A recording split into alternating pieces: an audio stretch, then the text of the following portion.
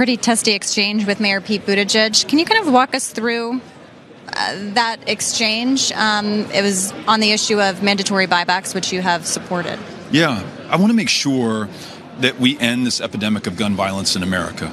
40,000 gun deaths a year, a number that we don't see anywhere else. And it's gun deaths that happen one or two at a time, so numbingly common it doesn't even make the news, doesn't even make the headlines anymore. And then when you have these mass terror attacks like the ones that we saw most recently in Dayton, Ohio, and El Paso, Texas, and in Odessa and Midland, this is calling for a political and a policy solution. So universal background checks, red flag laws, and end to the sale of weapons of war, but then acknowledging that there are more than 16 million AR-15s and AK-47s out there, we must buy them back.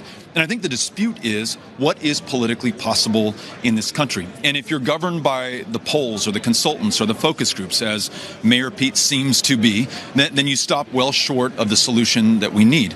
If you're willing just to call it out for what it is and to do the right thing, regardless of the political consequences, as I'm suggesting America does, then we really have a chance to save so many lives and to make sure that we avail ourselves of this opportunity. So I think that was the heart of the disagreement between us. I'm confident that the American people want to see us act on gun violence and not do half steps or half measures, but do everything that's required to save the lives of our fellow Americans. There's the